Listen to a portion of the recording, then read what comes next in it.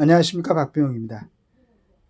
요 근래 그 북한에서 참 말 입에 올리기도 좀 뭐한 그러한 뭐 분뇨, 꽁초, 폐지 등을 갖다가 넣는 걸 이쪽으로 보내고 있죠.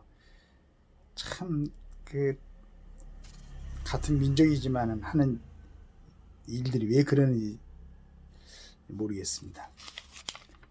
그래서 여기에서 그 오늘 조선일보 사설인데요.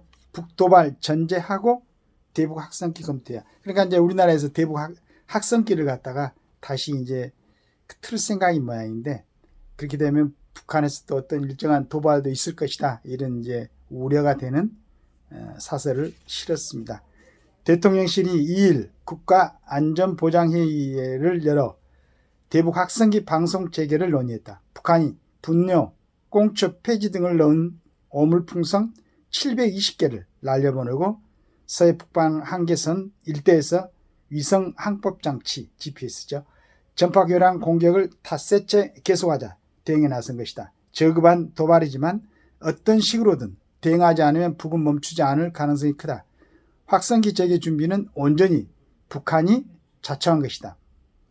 대북 확성기 방송은 북한군이 가장 두려워하는 우리의 비대칭 전력으로 꼽힌다. 2017년 탈북한 최전방 북한군은 확성기 방송에서 탈북자들이 전하는 한국의 발전상을 들었기 때문이란 취지로 진술했다. 대북 스피커는 낮에는 10km, 밤에는 24km까지 들린다. 최신 가요와 한반도 뉴스, 날씨 등을 라디오 방송 형식으로 내보낸다. 방송을 재개하면 김정은이 한류 확산을 극형으로 막고 있어도 최전방 북한 군으로부터 한류와 외부 정보에 노출될 수밖에 없다. 북한 체제 특성상 미국 미사일보다 자유세계의 정보가 훨씬 더 위협적일 것이다. 북한은 확성기 방송에 극도로 민감한 반응을 보여왔다. 2004년 6월 남북 군사회담에선 확성기 중단을 위해 서해에서 도발하지 않겠다는 약속을 했다. 2015년 8월 목함지뢰 도발 당시 우리 측이 방송을 재개하자 북은 준전시 대세를 선포하면서 반발했다. 그러나 며칠 건드리지 못하고 고위급 접촉을 먼저 제안해 이례적으로 지뢰 도발에 대해 유감을 표명하기도 했다. 급소를 찔린 것처럼 반응했다. 확성기 방송은 2016년 북한의 4차 핵실험으로 재개됐지만 2018년 문재인 정부의 판문점 선언으로 중단됐다. 이후 문정부는 북이 남북 연락사무소를 폭파하는 등 어떤 도발을 해도 확성기를 다시 틀지 않았다. 대북 확성기 방송이 재개되면 북은 가만히 있지 않을 것이다. 2015년엔 확성기를 직접 타격했다고 한 뒤 포격 도발을 감행해 우리 군이 포격으로 맞서게 됐다. 확성기를 빌미로 휴전선이나 NLL 일대에서 강도 높은 군사 도발을 벌릴 가능성도 배제할 수 없다.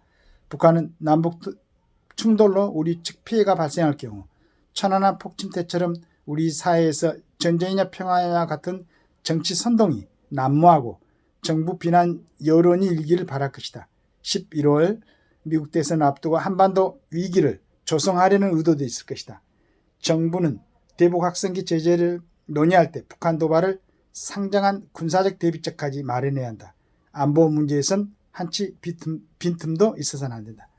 도발까지 전제를 하고 여기 얘기처럼 대북 확성기는 반드시 재개해서 어떻게 보면은 가장 선의적인, 북한이 그걸 갖다 가장 두려워하든 어떻게 하든 간에 우리 입장에서는 같은 민족에게 정보를 제공하고 소식을 전달하는 가장 선의적인, 뭐 총을 쏘는 것도 아니고, 대북 확성기는 반드시 재개해야 된다. 재개해가지고 북한 주민들한테 이쪽에 소식을 알려주는 그런 역할을 할 수 있도록 하시기 바라겠습니다. 감사합니다.